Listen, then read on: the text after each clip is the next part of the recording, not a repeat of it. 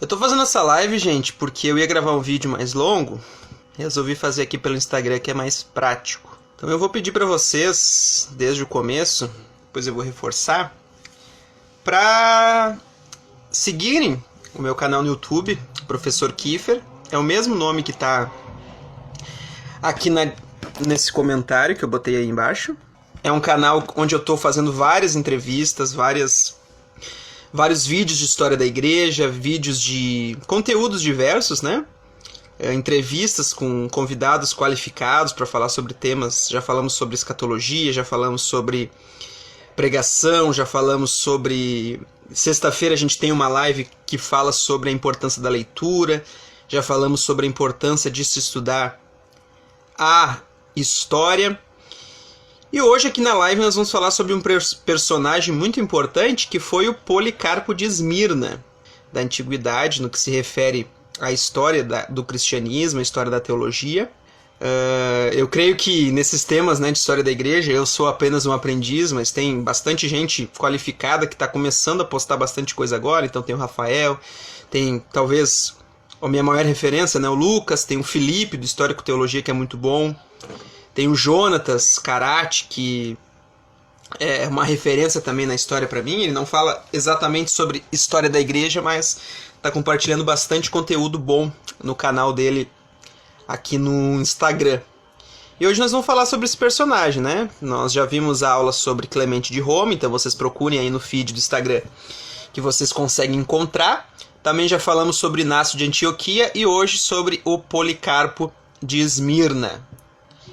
Esses personagens e mais alguns outros, eles fazem parte daqueles que a gente chama de pais apostólicos. São os primeiros pais da igreja que o cristianismo tem.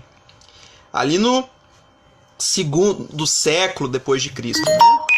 E no caso do Policarpo de Esmirna, ele era... Alguns vão dizer que ele era bispo, outros vão dizer que ele era um presbítero, um líder, né, da igreja que ficava na cidade de Esmirna. A gente sabe sobre ele algumas informações biográficas, inclusive a biografia dele é muito mais completa em si do que seus escritos, né? Com certeza ele escreveu várias cartas, mas o que ficou para posteridade sobre o Policarpo de Esmirna foi exatamente a sua carta que ele escreveu aos crentes que ficavam na igreja em Filipos, a Epístola de Policarpo aos Filipenses. Se os escritos dele são poucos, né, as biografias são muitas, porque a gente tem informação, por exemplo, da carta que Inácio de Antioquia escreve para Policarpo. Então, quando o Inácio está saindo da cidade de Roma, da cidade de Antioquia para ir para Roma, né, para ser martirizado, no caminho ele escreve algumas cartas. E duas dessas cartas, uma é para a igreja que ficava em Esmirna, né, para os esmirniotas, e a outra era para Policarpo. E nessas cartas que Policarpo vai escrever, a primeira parte delas, né, ou a primeira carta, ela tem duas, ela vai ser uma resposta para Inácio, que nesse tempo provavelmente já tinha chegado no martírio inevitável dele, né? Que era... E outras informações importantes, né, sobre o Inácio, sobre o Policarpo, que são coletadas nas fontes históricas. Tem muita informação da vida dele, por exemplo, num dos discípulos dele que era Irineu de Lyon, que vai escrever, né, informações sobre a vida de Policarpo, sobre o tempo que Policarpo passou em Roma, falando sobre a Páscoa, por exemplo. Vai ter informações também nos grandes escritores, né, por exemplo, Eusébio, Tertuliano, Jerônimo.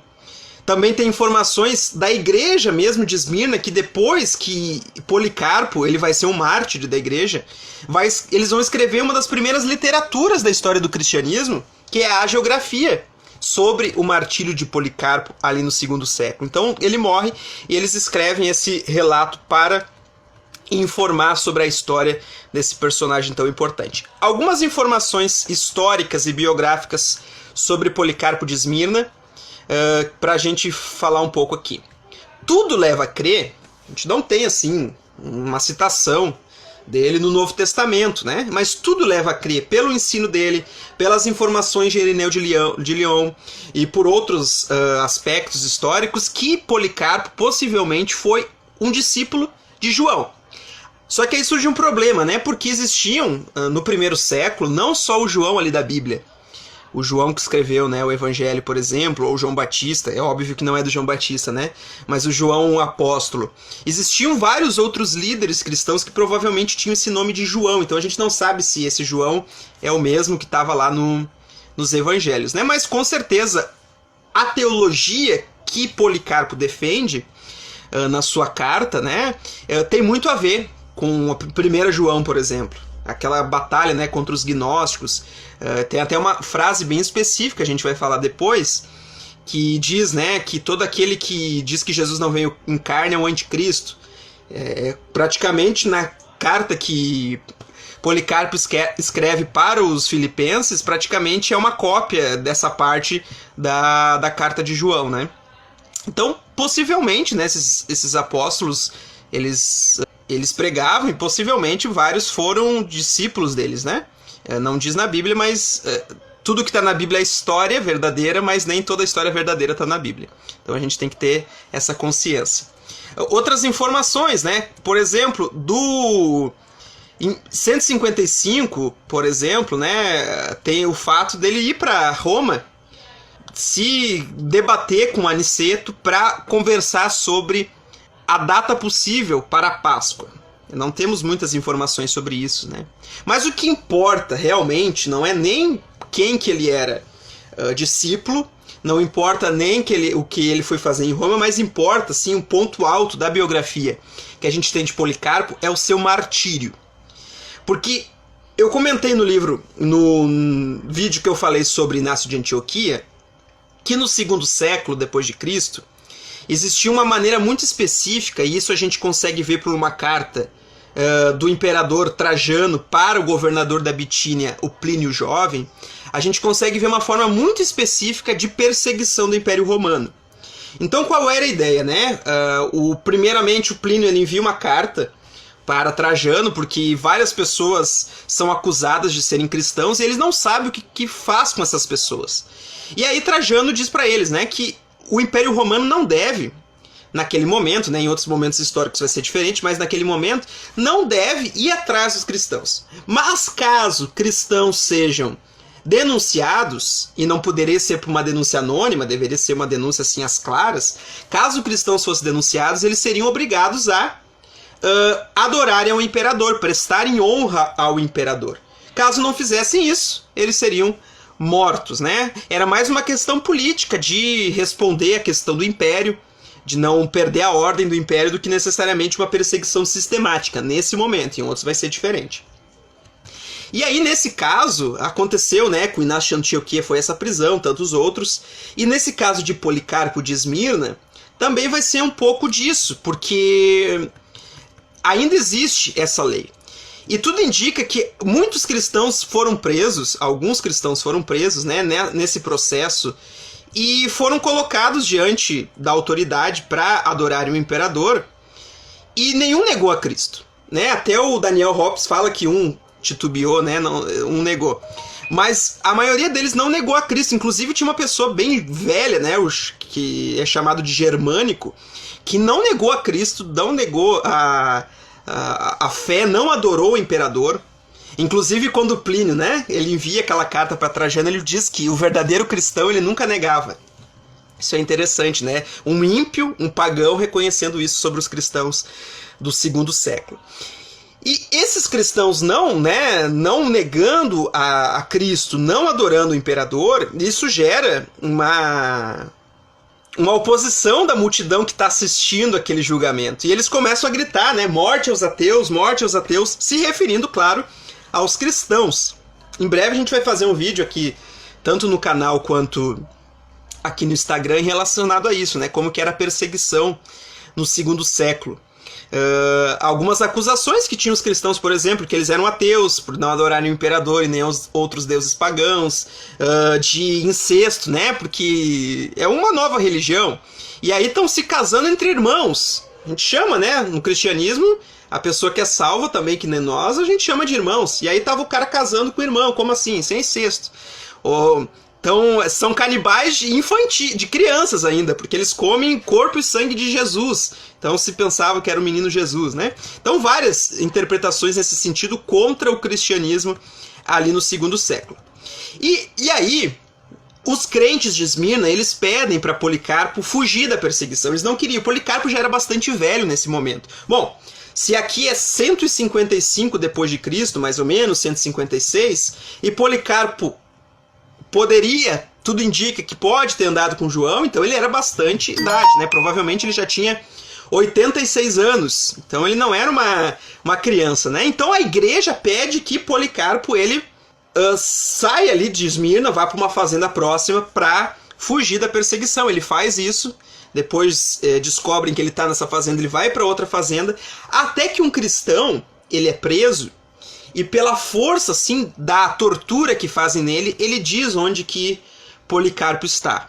E aí Policarpo entende, assim, que não deve mais fugir da perseguição.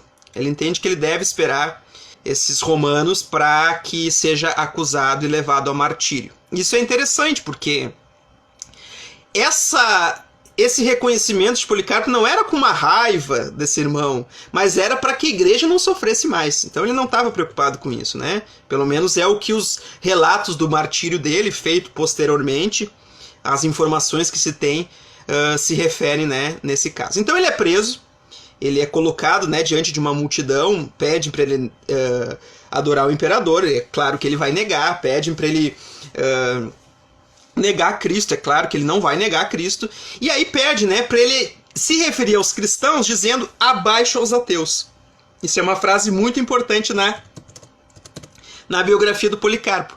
E aí ele olha para aquela multidão de pagãos, e aí sim ele diz abaixo aos ateus, mas não se referindo aos cristãos, se referindo aos pagãos que estavam em alvoroço com a morte de mais um cristão. Então ele declara, né, que ele já tem 86 anos, e o que prova que a sua idade era avançada, o que prova que ele não era mais uma criança, e que prova que no século I ele já estava vivo, né? E que nesse tempo, Cristo nunca tinha feito nenhum mal para ele. E por que ele negaria agora Cristo, né, nessa idade? E ele é queimado pelo fogo, né? Mas ele diz, quando está sendo queimado pelo fogo, que aquele fogo ali era passageiro. Logo, acabava, né? Mas o castigo que aqueles que faziam isso com ele sofreriam, era um castigo que era eterno. Não tinha como fugir daquele castigo. Então essa é a biografia, assim, do Policarpo. Tem bastante fontes, né, para construir essa biografia, como eu disse. E a carta dele, para que serve, né? Então, algum tempo antes, né, da sua morte, o Inácio de Antioquia que estava indo para a morte. Então a gente tem ali na Ásia Menor, né, hoje Turquia, mais ou menos, Esmirna, e lá em Antioquia a gente tinha o Inácio. O Inácio está se encaminhando para ser morto em Roma, provavelmente um cidadão romano, porque estava indo em Roma. E no caminho ele envia uma carta para a igreja de Esmirna e envia uma carta para Policarpo, que é o líder daquela igreja. E ele vai responder a carta, né? E perguntando o que aconteceu com Inácio. Provavelmente essa carta não chegou em Inácio, provavelmente ele já tinha chegado ao martírio. Mas, assim, na continuação, né, o que aquela série da Paulos e também outros chamam de segunda epístola aos Filipenses, é interessante que a igreja de Filipenses está mostrando que ela continuava tão boa quanto era no tempo do apóstolo Paulo, que o apóstolo Paulo enviou a carta para ela, né? Porque o Inácio ele não faz grandes assim, ele não faz críticas. O Policarpo ele não faz críticas à igreja que ficava em Filipos. Ele faz elogios, ele aconselha, ele dá conselhos para fugir de falsos mestres, por exemplo, né? E com certeza essa igreja se mantinha fiel nas frente dos grandes problemas, grandes heresias que tinham na Ásia Menor, que tinham em todo o redor do Mediterrâneo, por exemplo. Docetistas, né, gnósticos, movimentos judaizantes, as heresias eram muitas. E essa carta, né, a argumentação dela mostra muito assim exemplos, proximidades muito assim claras entre as cartas do apóstolo Paulo, entre os escritos de João. E eu acho interessante isso, né, porque já mostra no segundo século como que já se reconheciam esses livros para o cânon, né? Tal momento que a igreja está se institucionalizando também. E nesse sentido, uma igreja institucionalizada não é aquilo que a gente tem lá na Igreja Católica Apostólica Romana, tá, gente? A igreja institucionalizada são esses processos de uma sucessão apostólica, de um cânon, de um credo, né? Tudo vai começar a surgir no século II, uma eclesiologia bastante específica. E nesse caso, né, ele vai escrever sobre várias coisas importantes para a vida da igreja. Os perigos que surgem ao amar o dinheiro, né, o dever das viúvas nesse processo. E a gente sabe que nesse tempo, né, viúvas não necessariamente eram aquelas que perdiam o marido, mas tinha muita questão também de mulheres que desde cedo se dedicavam ao trabalho da igreja e não queriam ou escolhiam não casar, né? Também fala sobre o caráter dos apóstolos que deveria ser seguido, a pureza dos jovens, a pureza das virgens. Então ele está falando sobre temas, diferente de Inácio de Antioquia, que fala diretamente sobre temas relacionados, né, aos perigos das heresias e a centralidade do bispo para fugir desses problemas. Policarpo parece que vai mais no tema assim, mais assim piedoso nesse sentido. Mas ele também vai ter um pensamento teológico no sentido que ele vai combater, não citando o nome, né, porque esse nome é posterior, mas vai combater o pensamento gnóstico. Vai combater o pensamento gnóstico, porque ele vai citar a carta do apóstolo João, quando diz, né, que quem não confessa que Jesus Cristo veio em carne, como eu disse anteriormente, esse é o anticristo. Então, desde o primeiro século, né, tinham essas pessoas, esses grupos, essas igrejas, que entendiam que a carne era algo ruim, que a matéria era algo ruim, e que o espírito era algo bom. Então, Jesus não poderia ter vindo em carne se a matéria era algo ruim. Então, quem foi crucificado lá foi um fantasma. Então, é isso que desde João está se combatendo, né, essa heresia. Também fala a questão de manter esse sino dos apóstolos, né, contra essas heresias e tudo mais. Certo, pessoal? Então, em linhas gerais, esse seria a contribuição do Policarpo de Esmirna no segundo século para esses escritos de pais da igreja. Certo? Então, curtam esse vídeo, ele vai ficar aqui no IGTV, vai estar lá no meu canal do YouTube. Curtam, compartilhem entre os amigos. É muito importante esses temas de história da igreja. Eu acho que existem várias pessoas falando sobre o tema, que estudam, que perdem tempo para trazer esse conteúdo para vocês de qualidade. Certo? Deus abençoe. Eu termino aqui a live. Espero que quem ficou até aqui tenha gostado. Deus abençoe a todos. Valeu!